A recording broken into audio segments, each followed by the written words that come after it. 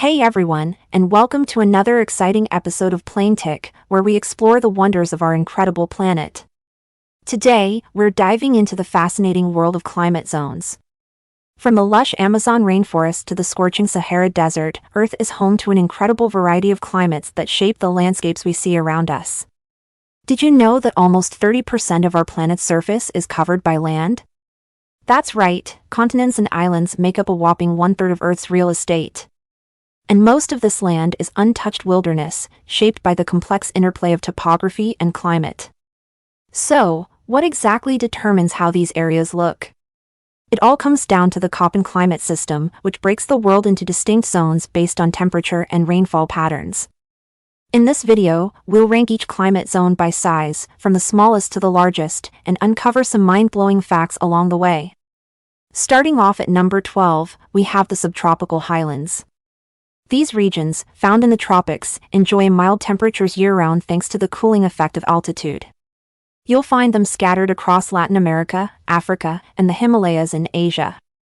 The monsoon variety, with its wet and dry seasons, is the most common, while the cool summer variant is extremely rare.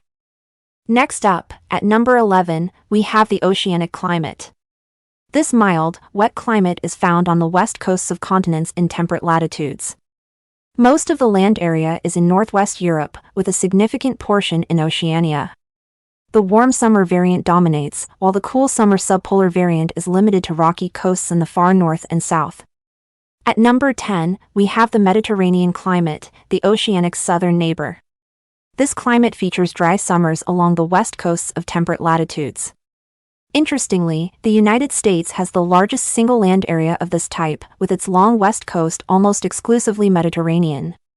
Australia and Chile also have some areas, but the majority is found in the countries around the Mediterranean Sea. Moving on to number 9, we have the tropical rainforest climate. This zone covers parts of the equatorial regions where rain is constant year-round. Almost half of this area is within Brazil and Indonesia, with the remaining countries scattered across South America, Africa, and Southeast Asia. At number 8, we switch to the opposite end of the Earth and the frigid wastes of the tundra. Most of this land is in the Arctic, with over half of it in just two countries, Russia and Canada. China's contribution comes from the extensive Tibetan Plateau, which, at an altitude of over 20,000 feet, is predominantly alpine tundra. Number 7 on our list is the humid subtropical climate, home to the largest population of any climate zone. This region features hot summers, cool winters, and plenty of rain, occurring on the eastern fringes of each continent. Almost half of the global land area of this type is found in the United States and China alone. The continental climate types, stretching across the vast plains of North America and Eurasia, come in at number 6. These regions are characterized by warm to hot summers and cold winters, with adequate rain to support large populations. Russia, the United States, and Canada make up over half of the global area for this climate. At number 5, we have the cool desert, covering the rain-starved continental interiors. Most of this area is found in the countries of Central Asia, with western China and the western United States also having significant portions. Number 4 is the most forbidding of all climate zones, the Icecap. Almost the entirety of Antarctica is covered in ice year-round, making up the vast majority of this climate type's land area. The remainder is found in Greenland and a tiny scrap as glaciers across the highest mountains in the rest of Earth. The vast boreal forests of the Subarctic, covering 12% of Earth's land area, come in at number 3. Dominating the northern continental interiors of North America and Eurasia, it's no surprise that Russia and Canada make up the majority of this land area. At number 2, we're back in the tropics with the tropical monsoon and savanna climates. These lands dominate the tropics, making up almost 75% of the land area in this region. Although Brazil's vast savanna makes up almost a quarter of this climate's land area, the remainder is distributed across a large number of countries in Central and South America, Africa, and Southeast Asia. And finally, the world's largest climate zone might surprise you, it's the hot deserts.